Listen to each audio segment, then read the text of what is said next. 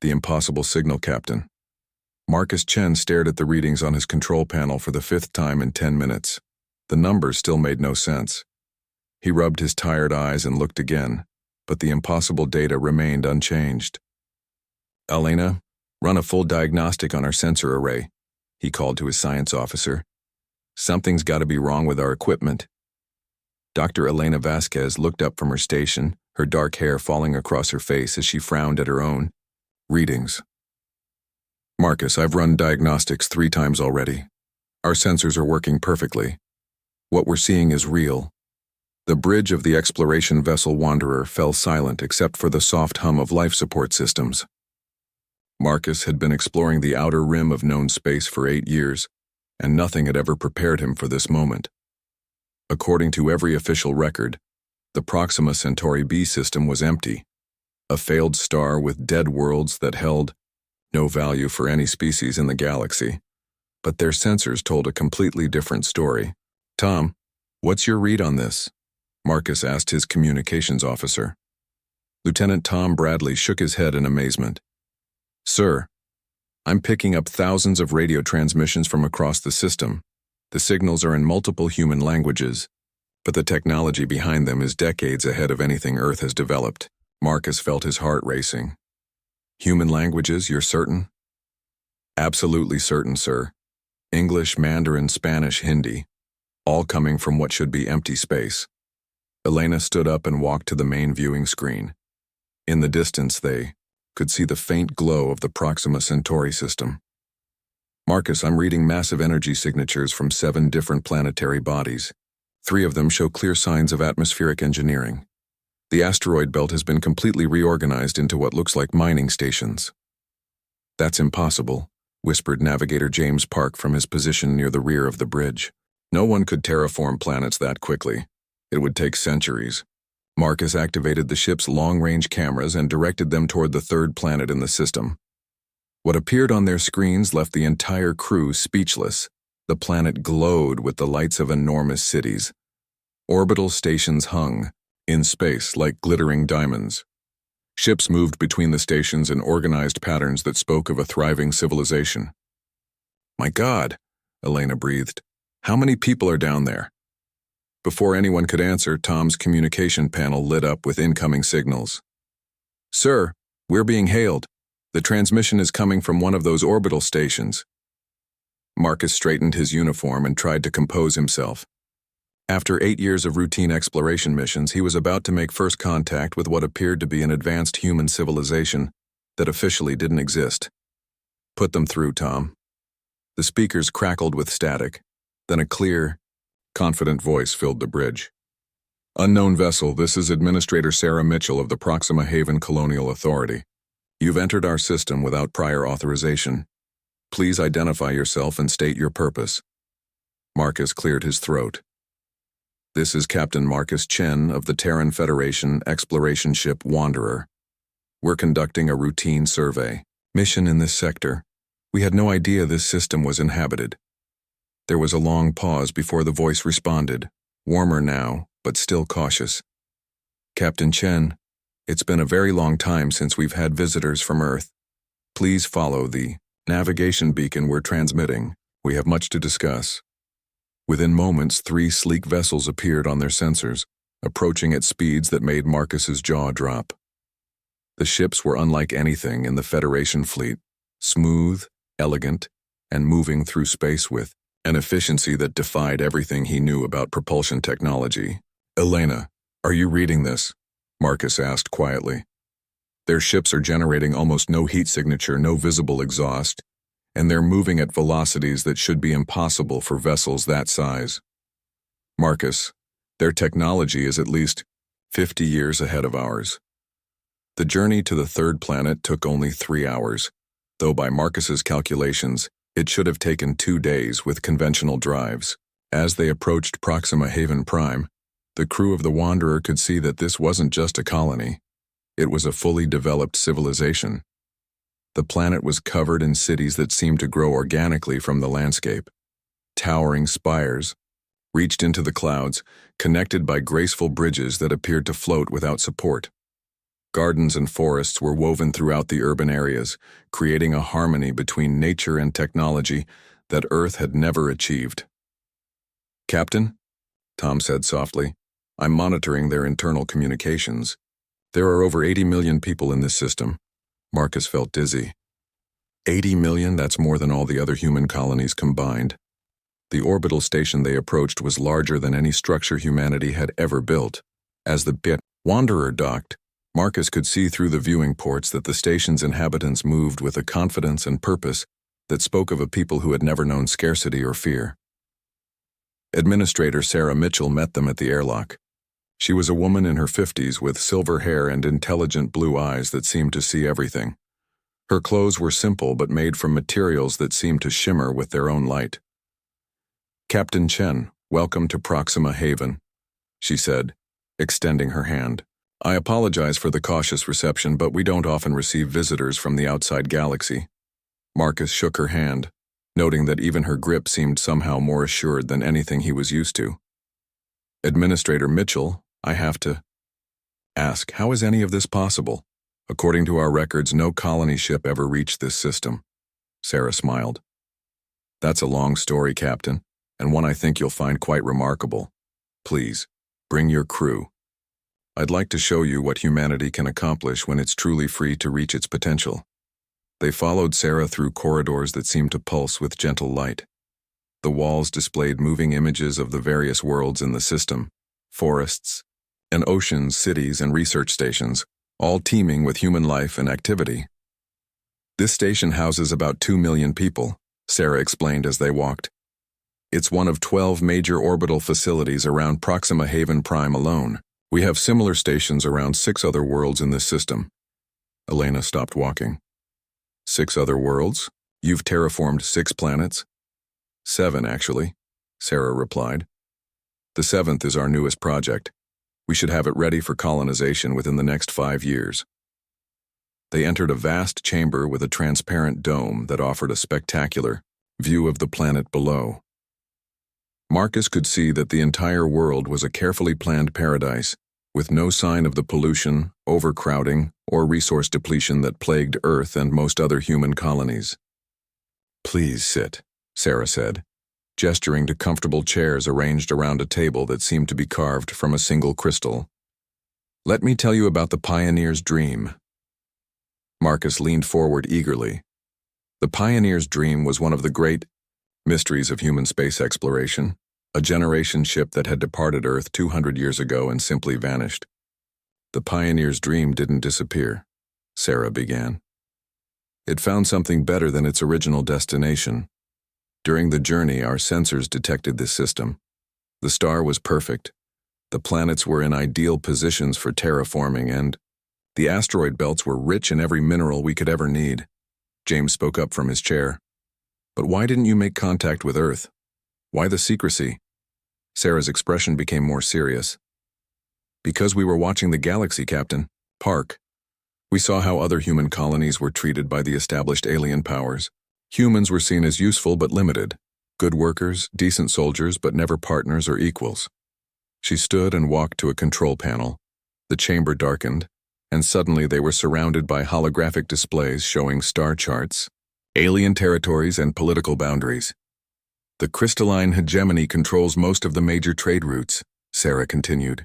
"The Silicon Collective decides which technologies humans are allowed to develop. The Aquatic Federation determines which star systems we can settle. Earth has to ask permission for almost everything." Tom studied the displays with growing understanding. "So you decided to develop in secret?" "We decided to develop freely," Sarah corrected. "Without alien oversight, without restrictions, without being told what humans could or couldn't achieve. We focused entirely on science, technology, and building a better society." Elena was examining the holographic data with amazement. "Your energy output, your population growth, your technological advancement, it's all exponential. How did you manage such rapid development?" Sarah smiled proudly. "When you don't have to spend resources on war, when you don't waste time on political restrictions, when every person is free to contribute their best efforts to society's advancement, Progress becomes inevitable. She activated another display showing the industrial capacity of the Proxima Haven system. We currently produce more advanced technology than the rest of human space combined. Our ships can cross the galaxy in weeks rather than months. Our weapons could disable entire enemy fleets without killing anyone. Our shields can stop any known weapon. Marcus felt overwhelmed by the implications. You're saying that this one system has surpassed all of human civilization? We're saying that this is what human civilization looks like when it's not held back by fear or artificial limitations, Sarah replied. But we're still human, Captain. We still care about Earth, about all human colonies, about the future of our species. She deactivated the displays and the chamber returned to normal lighting. For 200 years we've been preparing for the day when we would reveal ourselves to the galaxy. We've watched, we've planned, and we've built the foundation for a new era of human achievement. James looked concerned. What kind of era? An era where humans take their rightful place as a major galactic power, Sarah said firmly. Where we don't ask permission to explore, to grow, to achieve. Where other species see us as equals, not as servants.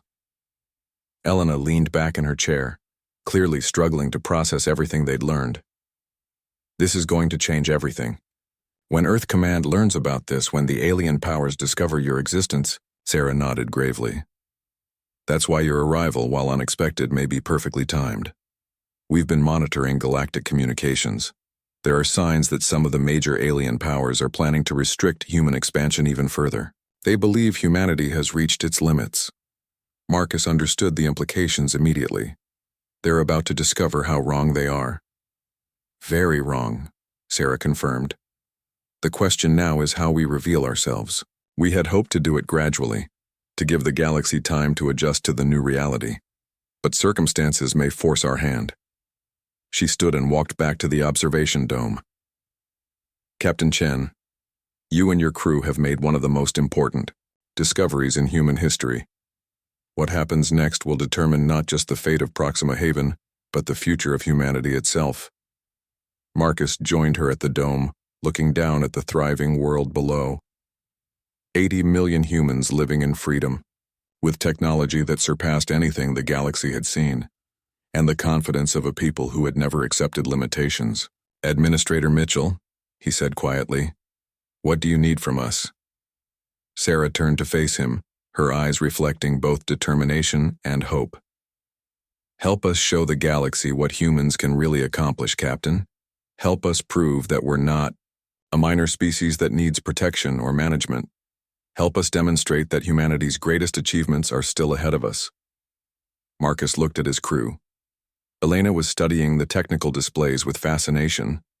Tom was monitoring the communications traffic of an entire advanced civilization. James was calculating the strategic implications of everything they'd learned. They were explorers who had set out to map empty star systems. Instead, they had discovered that humanity was far more powerful and advanced than anyone had imagined. They had found hope for their species' future and a chance to help write the next chapter of human history. Administrator Mitchell, Marcus said, extending his hand again. You can count on us. As Sarah shook his hand, alarms began sounding throughout the station. Tom quickly checked his communication equipment. Ma'am, he reported urgently, I'm picking up long-range transmissions. Multiple alien fleets are mobilizing throughout the galaxy. Someone has learned about Proxima Haven. Sarah's expression became grim but determined. Then it begins. Captain Chen, I hope you and your crew are ready for the most important mission of your lives. Marcus felt his heart pounding as he realized that their discovery was about to trigger events that would reshape the entire galaxy. The secret was out, and humanity was about to face its greatest test. When giants wake, the emergency session of the Galactic Council convened within hours of the Wanderer's transmission reaching Earth. Command. In the massive crystalline chamber floating in neutral space, representatives from the galaxy's most powerful civilizations gathered with unprecedented urgency. High Counselor Zethkari of the crystalline hegemony stood at the center podium, her translucent blue form flickering with agitated energy patterns. Fellow beings of the Council, she began, her voice resonating through harmonic frequencies. We face a crisis that threatens the very foundation of galactic stability. The holographic display above the chamber showed the Proxima Haven system in all its impossible glory. Thriving worlds, massive orbital stations, and a civilization that shouldn't exist. The human species, Zethkari continued, which we have carefully guided and protected for centuries, has developed a secret colony with population and technology that rivals any major power. This represents a fundamental breach of established galactic order. Chairman Voxnell of the Silicon Collective processed the data with mechanical precision. His cubic form rotated slowly as he spoke in digitized tones. Analysis indicates human population in this system exceeds 80 million individuals. Technology assessment suggests capabilities superior to current human space classification. This development violates Galactic Statute 4.7 regarding emerging species oversight. From the aquatic section of the chamber, Commander Reef Halon of the Aquatic Federation added her concerns through water-transmitted sonar patterns translated into speech. Our scouts report that human vessels in this system move with propulsion technology we cannot identify. Their energy generation exceeds anything in our databases. How did they develop such capabilities without detection? Admiral Patricia Stone of the Terran Federation sat in the Human Observer section, her face pale as she listened to the implications of each statement. Earth's military was already stretched thin, protecting 30 small colonies scattered across known space. The idea that there was a human civilization more advanced than Earth itself was both thrilling and terrifying. With respect, honored council members, Admiral Stone said, standing slowly, perhaps we should consider that this discovery represents an opportunity rather than a threat. These are still human beings, after all. Zethkari's form pulsed with a brighter light. Admiral Stone, your species has consistently demonstrated unpredictable behavior. The Terran Federation was granted observer status precisely because humanity required guidance to prevent destabilizing actions. This secret colony proves that guidance was insufficient. Chairman Voxnell's voice carried mechanical certainty. Statistical analysis of human expansion patterns suggests potential for rapid, uncontrolled growth.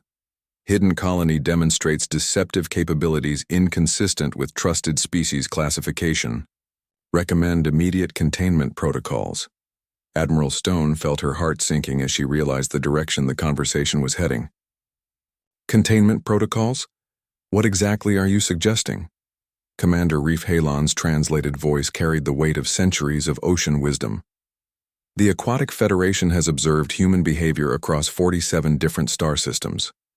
While humans show remarkable adaptability and innovation, they also demonstrate concerning tendencies toward territorial expansion and resource acquisition.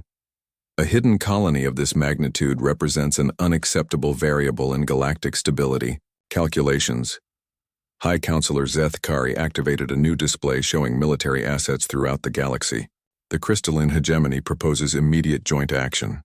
Combined fleet elements will proceed to the Proxima system and demand surrender of the colony. Simultaneously, restrictions will be placed on all human space travel to prevent further unauthorized expansion. Admiral Stone stood abruptly. You're talking about attacking a human colony and restricting Earth's sovereignty. The Terran Federation will never accept such terms. The Terran Federation, Chairman Voxnell replied with mechanical calm, lacks the military capacity to prevent such action. Current Earth fleet strength, approximately 400 vessels. Combined Council fleet strength, over 50,000 vessels. Compliance is not optional. Meanwhile, in the Proxima Haven system, Administrator Sarah Mitchell stood in the Situation Room deep within the primary orbital station. Around her, the most brilliant minds of the hidden colony worked frantically at control stations that seemed to merge technology with artistry. Sarah called Dr. Robert Kim, the colony's chief scientist. We're monitoring increased military activity throughout the galaxy. The crystalline hegemony is mobilizing their third battle fleet. The Silicon Collective is activating reserve units. Even the peaceful Aquatic Federation is moving warships. Intelligence Director Maria Santos looked up from her station. Ma'am, our deep cover agents throughout the galaxy are reporting emergency military preparations. The alien powers are treating this as a code red threat level. Sarah nodded grimly. How long before they arrive? Best estimates suggest a combined alien fleet will reach our system within 72 hours, replied Fleet Commander David Park. They're assembling over 3,000 ships. Captain Marcus Chen, who had remained in the system since his discovery, stepped forward. Administrator Mitchell, with respect 3,000 ships against your system. Those aren't good odds, no matter how advanced your technology is. Sarah smiled, and for the first time since the crisis began, it was a confident smile. Captain, Chen, you're thinking like someone who's used to conventional warfare. Let me show you something. She activated the room's main display, and suddenly the chamber was filled with a three-dimensional map of the entire galaxy. But this wasn't the political map shown in the Galactic Council chambers. This map showed something completely different. For 200 years, Sarah began, we haven't just been building a colony. We've been preparing for this exact moment. Red dots began appearing throughout the galactic map. Hundreds of them, scattered across every major star system, every important trade route, every strategic location. Those are our hidden bases, Sarah explained. Small facilities, carefully concealed, but each one equipped with technology that makes our main colony look simple by comparison. Dr. Elena Vasquez from The Wanderer stared at the map in amazement. You've been building a secret network throughout the entire galaxy? We've been building the foundation for humanity's future, Sarah corrected. Every red dot represents years of careful preparation. Supply caches, communication relays, defensive platforms, and yes, weapon systems that the galaxy has never seen. Intelligence Director Santos activated another display. We also have something else the alien powers don't know about: people. Our agents have been in place throughout the galaxy for decades.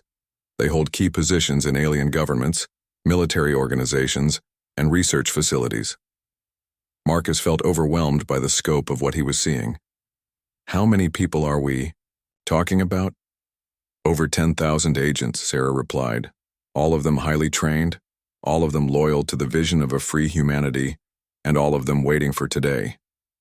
Fleet Commander Park stepped forward. The alien fleets think they're coming to overwhelm a single isolated colony. They're actually walking into the most sophisticated trap in galactic history. Sarah walked to the center of the chamber. Activate Operation Starlight. It's time to show the galaxy what humanity has really been building. Across the galaxy, things began happening simultaneously. On the crystalline hegemony homeworld, power systems in the capital city mysteriously began failing. The Silicon Collective's main data processing centers experienced cascading shutdowns. Aquatic Federation command ships found their navigation systems malfunctioning. In the Galactic Council chamber, alarms began sounding as representatives realized that their most secure systems were being infiltrated by unknown sources.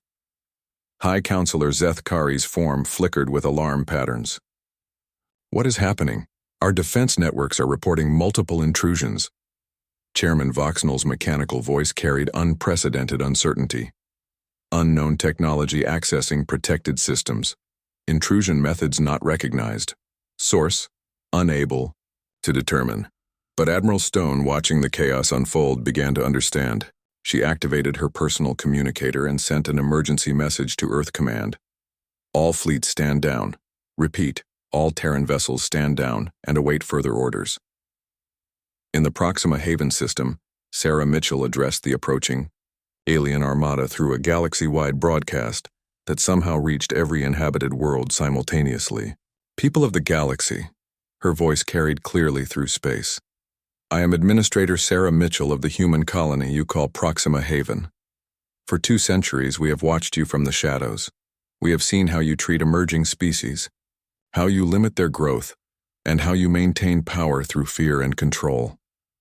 The alien fleet commanders watched their displays in confusion as their weapon systems became unresponsive and their engines began operating at reduced capacity. You came here to destroy us because you fear what humanity might become, Sarah continued. You were right to fear us, but not for the reasons you think. We are not a threat because we seek to conquer or destroy. We are a threat because we represent something you've forgotten, the possibility of unlimited growth, achievement, and cooperation. On every world throughout the galaxy, Human agents activated devices that began broadcasting the true history of Proxima Haven, the story of a people who had refused to accept limitations, who had chosen cooperation over conflict, and who had built a civilization based on the potential of every individual rather than the power of the few. The systems you are trying to use against us, Sarah's voice continued, are now under our control, not because we wish to harm you, but because we wish to demonstrate that the age of species hierarchy is over. Humanity will no longer ask permission to explore, to grow, or to achieve. Commander Reef Halon, aboard the Aquatic Federation flagship, watched as her fleet's weapons powered down automatically. How are they doing this?